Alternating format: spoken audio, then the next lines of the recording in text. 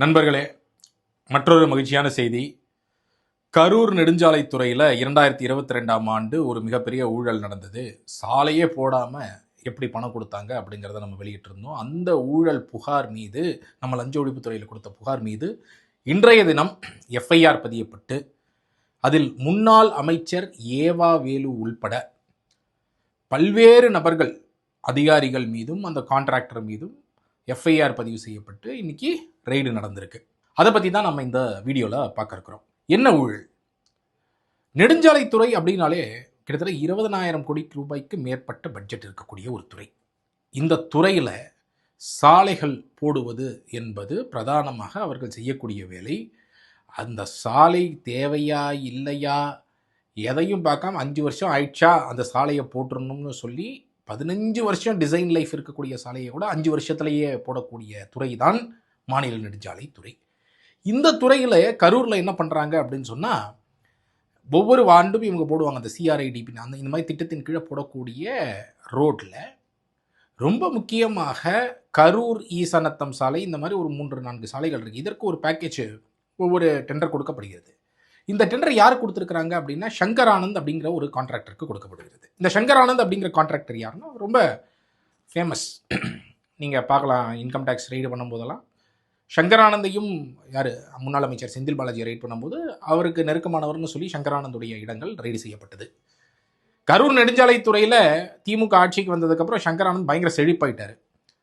கிட்டத்தட்ட அதற்கு முந்தைய ஆண்டுகள்லாம் பெருசாக ஒன்றும் கான்ட்ராக்ட் கிடையாது அவருக்கு. ஆனால் ஏதோ ஓரளவுக்கு எடுத்துருக்கலாம். அந்த ஆண்டு 2021-22 கரூரில் 170 கோடி ரூபாய்க்கு கன்ஸ்ட்ரக்ஷன் அண்ட் மெயின்டெனன்ஸில் டெண்டர் போடுறாங்கன்னு சொன்னால், அதில் 110 கோடி ரூபாய்க்கான கான்ட்ராக்ட் சங்கரானந்துக்கு மட்டும் கொடுக்குறாங்க.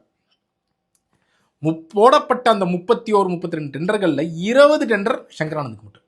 சரி, டெண்டர் எடுத்தாச்சு, வேலை செய்யணும்ல. நாம் பேசக்கூடிய இந்த டெண்டரில் என்ன பண்ணியிருக்காங்க அப்படின்னு சொன்னால், வேலையை செய்யலை, ரோடே போடலை. ஆனால் ரோடு போட்ட மாதிரி மெஷர்மெண்ட் எழுதி, நாங்கள் இப்போ பிட்டுமன் போட்டோம், அதை போட்டோம், இதை போட்டோம், மெஷர்மெண்ட்டெல்லாம் எழுதி இன்ஜினியர்கள் கையெழுத்து போட்டு சாலை போடப்பட்டு விட்டது என்று மார்ச் 26ஆம் தேதி எவ்வளோ ரிலீஸ் பண்ணுறாங்க? 2,12,00,000. அதற்கு பிறகு திரும்ப மார்ச் 28ஆம் தேதி ஒரு 1,26,00,000 ரிலீஸ் பண்ணி முடிச்சிட்டாங்க. இப்போ யாருமே இதை நம்ம பார்க்கலன்னா, அவங்க ரோடு போட்டதாக கணக்கு வந்திருக்கிறோம், இவங்க ரோடு போடாமலேயே பணத்தை அடிச்சுட்டு போயாச்சு. இப்போ இது யார் பண்ணுறாங்க? இது வந்து 3,38,00,000 வந்து ஒரு பக்கம் கன்ஸ்ட்ரக்ஷன் அண்ட் மெயின்டெனன்ஸில். இதே மாதிரி நபார்டில் வேற ஒரு 1.5 கோடி ரூபாய் கிட்ட அதில் வேறு கொடுத்துருக்குறாங்க. ஸோ கிட்டத்தட்ட 4,68,00,000 ரூபாய் எப்படி சாலையை போடாமல் கொடுத்துருக்குறாங்க அப்படிங்கிறதுக்கு நம்ம வந்து ஆதாரபூர்வமாக ஏப்ரல் முதல் வாரத்தில் என்ன நடக்குதுன்னா, இந்த ஆதாரங்கள்லாம் நம்ம திரட்டி அதுக்கப்புறம் லஞ்ச ஒழிப்புத்துறையில் கொடுக்குறோம். பட் இது ரொம்ப முக்கியமான விஷயம் என்னென்னா, இப்போ சாலையை போடல, சுருட்டிட்டாங்க. ஏப்ரல் முதல் வாரத்தில் அப்போது ஏடிஎம்கேல இது முதல்ல எழுப்பக்கூடிய, இந்த இஷ்யூவை எழுப்பக்கூடியவர் வந்து ஏடிஎம்கேல கரூரில் இருக்கக்கூடிய அப்போது எம்ஆர் விஜயபாஸ்கர் இருந்தார். அவர் ஒரு புகார் எழுப்புறாரு. இது மாதிரி வந்து சாலையை போடலவங்க, போடாமலே இதை பண்ணிட்டாங்க அப்படின்னு சொல்லிட்டு அவர் புகார் எழுப்புறாரு. புகார் எழுப்பி அது ஒரு இஷ்யூ ஆகுது. அவரும் ஒரு புகார் கொடுத்துருக்குறாரு. இந்த இஷ்யூ ஆனது பிறகு இவங்க என்ன பண்ணுறாங்க, ஏப்ரல் 5, 6, 7, 8 அந்த காலகட்டத்தில் அந்த கான்ட்ராக்டரை காப்பாற்றுறதுக்காக இன்ஜினியரை முதல்ல நாங்கள் இன்ஜினியர் சஸ்பெண்ட் ஆக்ஷன் எடுத்துகிட்டோன்ற மாதிரி காமிச்சிட்டு சைலண்ட்டாக இவங்க என்ன பண்ணுறாங்க, ஒரு ஸ்டேட் ஹைவேஸ் ஒரு மினிஸ்டர் என்ன பண்ணணும், ஏவா வேலு என்ன பண்ணியிருக்கணும், இப்படி ஒரு ஊழல் உங்கள் துறையில் நடந்திருக்கு, நீங்கள் உங்களுக்கு அதில் எந்த பங்கும் இல்லை, உங்களுக்கு எதுவும் வந்து இது இல்லைன்னா நீங்கள் என்ன பண்ணிடணும், எஃப்ஐஆர் போட்டிருக்கணும்ல. ஒரு ஊழல் பண்ணிடணும், ரோடே போடல, இந்த வடிவேல் கணக்கு தான், கிணத்தை காணுன்ற மாதிரி பில்லை கொடுத்துட்டாங்க, பணத்தை கொடுத்துட்டாங்க, ஆனால் ரோட்டை காணும், ரோடே போடலை, அந்த ரோடை போடாமலேயே கொடுத்துட்டாங்க. அப்போது ஒரு மினிஸ்டர் என்ன பண்ணணும், ஏவா வேலு நான் நடவடிக்கை எடுப்போம், சும்மா விட மாட்டோம் அப்படிலாம் பேசிட்டு நைஸாக இன்னொரு பக்கம் என்ன பண்ணுறாங்க, போலீஸை குவிக்கிறாங்க. ஏப்ரலில் அந்த 2வது வாரத்தில் போலீஸை குவிச்சு, போலீஸோடைய பந்தோபஸ்தோட அந்த சங்கரானந்த் கான்ட்ராக்டர் ரோடு போட வைக்கிறாங்க. ஏன்னா சங்கரானந்த் கான்ட்ராக்டர் இவங்களுக்கு இவ்வளோ முக்கியம் திமுகக்கு, அரசுக்கு இல்லையா? அந்த கான்ட்ராக்டரை காப்பாற்றுவதற்கான அந்த கான்ட்ராக்டர் பிளாக் லிஸ்ட் பண்ணல, அந்த கான்ட்ராக்டர் மேலே எஃப்ஐஆர் போடல, இந்த இன்ஜினியர்ஸ் மேலே எஃப்ஐஆர் போடல, எதுவும் போடல, பண்ணிட்டு இந்த மாதிரி ஒரு வேலையை பண்ணிடுறாங்க. இது வெளியே வருது. இந்த விஷயங்கள் எல்லாத்தையும் நம்ம திரட்டுறோம். நம்ம என்ன பண்ணுறோம், எம்புக் ஆதாரங்கள்லாம் எடுக்கிறோம். எம்புக்கெலாம், ஏன்னா எம்புக்கு எழுதியிருக்கிறாங்கங்கிறதுக்கு ஆதாரம் வேணும்ல. அப்போ இதெல்லாம் ஆர்டிஐயில் போட்டு எல்லாத்தையுமே எடுத்து எம்புக்கு எப்படி இவங்க மார்ச் மாதமே ரோடு போடாமலேயே எழுதினதான் கணக்கு அமைக்கிறாங்க. எல்லாத்தையும் அந்த ஆதாரங்கள் quality checking team quality check பண்ணணும். பேமெண்ட்டுக்கு முன்னாடி குவாலிட்டி செக், நாங்கள் குவாலிட்டி செக்கே பண்ணலன்றாங்க. அப்போது ஏன்னா ரோடு இருந்தால் தானே, ரோடு இருந்ததுன்னு நாங்கள் பார்த்தோம்னு சொல்லலாம். ரோடு தான் இல்லையே, அவங்க பண்ணலை. அவள் இது எதுவுமே இல்லாமல் இவங்க எப்படி பணத்தை கொடுத்துட்டாங்க ரோடே போடாமல். அது மட்டும் இல்லாமல் அந்த ஆதாரத்தை அழிக்கக்கூடிய வேலை. இப்போ அதில் தான் கான்ஸ்பிரசி நம்ம ஏவாவேலுலேருந்து எல்லாரும் வராங்க. உங்கள் காதுக்கு வந்தாச்சு, ஒரு மினிஸ்டர் காதுக்கு வந்ததுக்கப்புறம் மினிஸ்டர் என்ன பண்ணணும்? ஆதாரத்தை அழிக்கணுமா? மினிஸ்டர் என்ன பண்ணிடணும்? எஃப்ஐஆர் தானே போடுறதுக்கு ரெக்கமெண்ட் பண்ணிடணும்.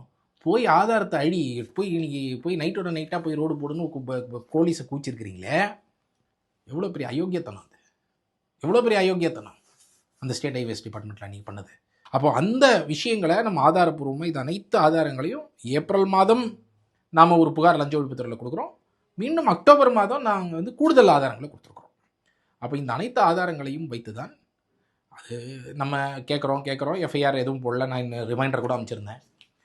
இப்பொழுது புதிய ஆட்சி வந்ததற்கு பிறகு நம்மளோட பெண்டிங் கம்ப்ளைண்ட்ஸ் என்னெல்லாம் இருக்குது அப்படிங்கிறத புகார் கொடுத்துருக்குறோம். அதில் முதல் எஃப்ஐஆராக இப்போ புதிய ஆட்சியில் அரப்பூர் கொடுத்த புகாரில் முதல் எஃப்ஐஆராக இந்த எஃப்ஐஆர் வந்திருக்கிறது. இதுக்கு முன்னாடி நம்ம கொடுத்த புகாரில் ஒரு 9 எஃப்ஐஆர் பெண்டிங் இருக்குது. இப்போ இது 10வது எஃப்ஐஆராக நம்ம அரப்பூர் புகாரில் இந்த கரூர் நெடுஞ்சாலைத்துறை ஊழலில் வந்திருக்கு. இதோடைய அமௌண்ட் 4.68 crores. அந்த எஃப்ஐஆரில் இன்ஃபேக்ட் குறிப்பிட்டிருக்கிற தொகை அந்த ஒரு part construction and maintenance part மட்டும் 3.32 crores குறிப்பிட்டிருக்கிறாங்க. But investigation it has to cover larger. இது உண்மையிலே சங்கரானந்துக்கு இதுக்கு முன்னாடி வருஷம்லாம் அவர் வேலையை செய்யலாம். அவருக்கு எப்படி தெரியும் பிட் கெப்பாசிட்டி வந்தது, என்ன வந்தது, எங்கேயாவது கெப்பாசிட்டி இருக்கு? அப்போது இந்த மாதிரியான விஷயங்கள் எப்படி முறைகேடாக இந்த விஷயங்கள் எல்லாம் செய்யப்பட்டது என்பதெல்லாம் இந்த விசாரணை வளையத்தில் கவர் பண்ணணும். இன்றைக்கி ரெய்டு பண்ணியிருக்காங்க, கூடுதல் ஆதாரங்களை சேர்க்கணும். It is very tough. ஏன்னா கிட்டத்தட்ட 4 ஆண்டுகள் ஆயிடுச்சு நடந்து. அப்போது இதன் மீது துரிதமாக விசாரணை நடத்தி குற்றப்பத்திரிகை தாக்கல் செய்து குற்றவாளிகள் தண்டிக்கப்படணும். இது மாதிரி ஊழல் செய்வதற்காகவே ஸ்டேட் ஹைவேஸ் டிபார்ட்மெண்ட்டில் எஸ்டிமேட்டெல்லாம் எப்படிலாம் பூஸ்ட் பண்ணுவாங்க எல்லாமே நம்ம பார்த்துருக்குறோம். அப்போ இன்றைக்கி கமிஷன் வாங்க மாட்டோம், பார்ட்டி ஃபண்ட் வாங்க மாட்டோம்னு சொல்லியிருக்கிறாங்க. ஸோ ஃப்யூச்சரில் இந்த மாதிரி ஊழல்கள்லாம் நடைபெறாமல் பார்த்துக்கொள்வது ரொம்ப ரொம்ப முக்கியமானது. இந்த மாதிரி ஊழல்களை வெளிக்கொண்டு வரும் பொழுது அதை வெளியிட்டதாக இருக்கட்டும், தொடர்ந்து நமக்காக நம்மளுடைய இந்த ஊழல் ஒழிப்பு வேலைகளில் தொடர்ந்து ஆதரவு தெரிவிச்சிட்டு இருக்கிறவங்க எல்லாருக்கும், குரல் கொடுத்துட்ருக்கிறவங்க எல்லாருக்கும் நம்ம தொடர்ந்து ஊழல்களை எதிர்ப்போம். இது ரொம்ப ரொம்ப முக்கியமான ஒரு தருணமாக நம்ம பார்க்கணும். ஊழலை குறைப்பதற்கு ஒரு வாய்ப்பு இப்பொழுது இருக்கிறது. ஊழலை குறைப்பதற்காக அனைவரும் குரல் கொடுப்போம். லஞ்சம் இல்லாத ஒரு சமூகம் உருவாகுவதற்கு என்னெல்லாம் சிஸ்டமிக்கான மாற்றங்கள் தேவை, இது அனைத்திலும் நாம் தொடர்ந்து வேலை செய்வோம். நம் பணிகளை தொடர்வோம். அறப்போர் தொடரும். திருடனாக பார்த்து எவனும் திருந்தவும் மாட்டான். நாம திமிரி எழுந்த இனி எவனும் திருடவும் மாட்டான். நாம திமிரி எழுந்த இனி எவனும் திருடவும் மாட்டான்.